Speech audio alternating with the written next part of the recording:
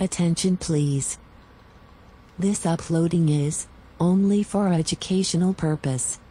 No intention to infringe copyrights. Learning English with subtitles. GPITRAL. Follow us.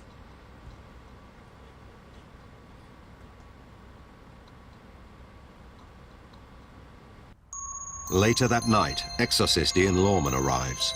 He hopes to shed some light on the mysterious goings-on by holding a séance with Claire and her family and friends.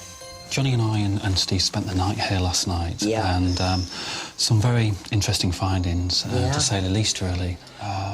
Initially, I saw a little boy.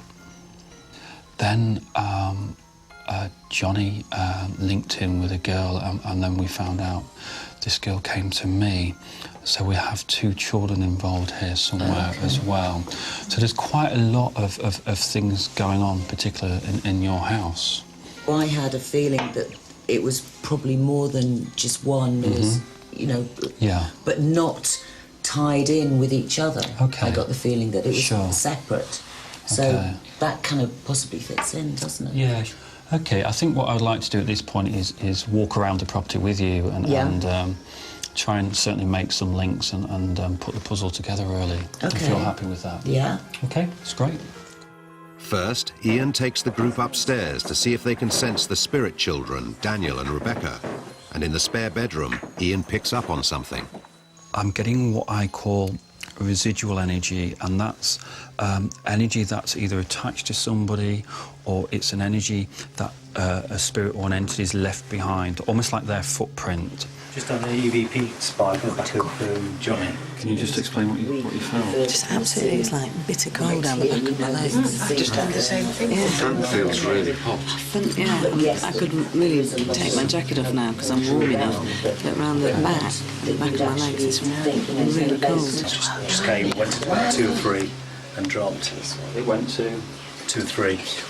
Okay, and what can you explain that to I don't know what it was. I've been. So would you class it as a high possibility that you're picking paranormal activity? 2 or 3. With the group experiencing strange temperature changes and Stephen's readings showing a big difference from earlier, it all becomes too much for Claire's housemate, Alison.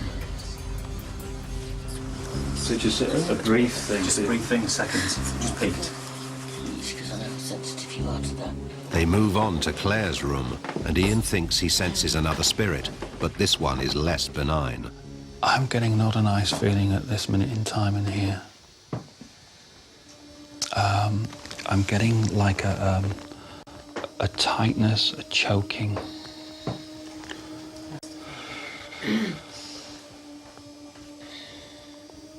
Around my throat.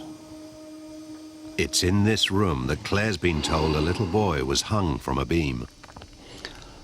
Now, I feel that there was either attempted suicide or there was suicide here. It's funny you should say suicide, because I don't think it's suicide. I thought it was murder. Okay. I would probably feel threatened or... Yeah. And when I felt things in the night, say, brushing or, you know, I felt a cold spot here thinking the window was open. Yeah. It's never seemed threatening. This is maybe where this watcher comes in to guard over you, to make sure you know, so you don't feel that negative energy. With questions still to be answered, Ian decides to hold a séance downstairs in an attempt to solve the mystery of just who this watcher is. If there's any spirit beings in this room with us right now, and you'd like to step forward and communicate, I invite you to do so now. Okay, we've got a gentleman. What's your name, Spirit? John.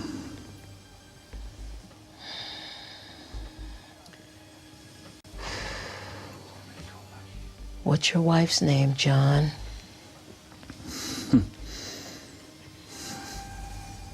Is Mary his wife? Yes.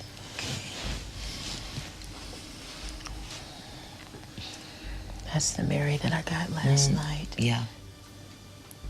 And why is she so afraid of you? Because she was a whore. Who murdered Mary? John? I did.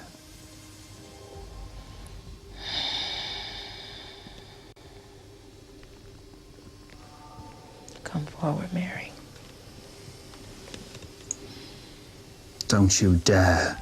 Come forward, Mary. So why is he still here? Out of guilt. He's tied to the property out of guilt. Why are you whispering? I'm just trying to explain the situation, John. If you have something to say, say it. Say it and move on. Leave. Before I call Ian back. Leave. You leave. With the spirit John believed to be channeling through Ian, paranormal investigator Stephen Griffiths senses more activity. There's more tapping, isn't there? I think the children are on the landing, actually. That's Daniel trying to come through now. Okay. Oh, shut up! Ian, I know you can hear the sound of my voice. We're not going to tolerate this type of behavior. You're a spirit and you have no dominion over man. And we're going to shift you to the light, John. No more anger here. This is a home of love and peace. Ian, I know you can hear me, bro. It's time to release, John. Back away, John. Those taps are still on the landing. Yeah, they are. Shh. Ian. He's annoying me now. I think it is the children on the landing. Ian. Come on through, Ian. Can't hear you breathing, mate. I need to hear you taking some deep breaths. I need you to inhale.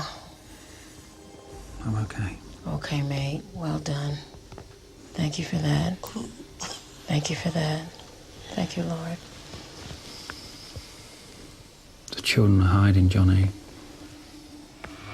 Coming up, Ian tries to help the spirit children that he believes are living in Claire's house. Could you call out for me to the children, please? Step forward. But something interferes. Get them out now, please, get them out. And the team hold a seance in the hope they can move John on. If you can hear my voice, to step forward and try and communicate.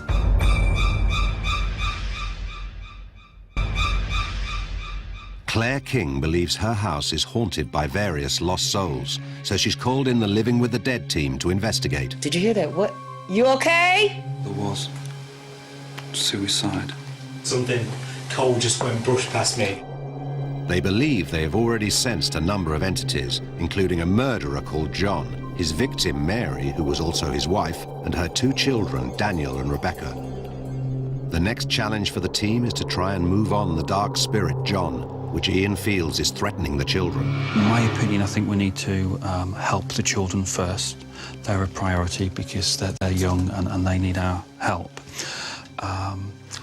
I initially thought the children was downstairs, but as the evenings kind of gone on, I feel that they're more in your room than anything else. And you're going to hate me, Ali. I'm really, really sorry. I do feel that I need to send you in that room on your own. There is cameras in there. Everyone else is going to watch it from the monitor in this room. Okay, I'm going to let Claire communicate with you all the way through, so there's talk back. At any point you feel uncomfortable, you tell me and I'll get you straight out. A nervous Alison heads upstairs alone. The rest of the group can see and hear her via a monitor in the living room. Ali, can you hear me? Yes, I can hear you. What I need you to say is, if there's anybody here who would like to talk with me, could you do that, please? If there are any spirits here who would like to join me, please step forward. Okay, they're coming into the room now. Deep breaths. Don't worry, though. Well done, you're doing brilliant. Can you now try and ask for Daniel and Rebecca to step forward. Deep breaths. Okay, Ali. I just feel very sad suddenly. Okay, okay, talk to her, Claire. Okay, don't worry, don't worry, don't worry. Are you okay? Do you want to ask them? Are you okay to go on? Of course, Daniel. Okay, good girl. Daniel. Rebecca, if you're here. Mysteriously, the television begins to play up. Ian believes the disturbance on the monitor is caused by the children's presence. We're going to send somebody up there with you. Okay. Okay? Ian sends Claire's mum, Angela, to offer Alison some moral support.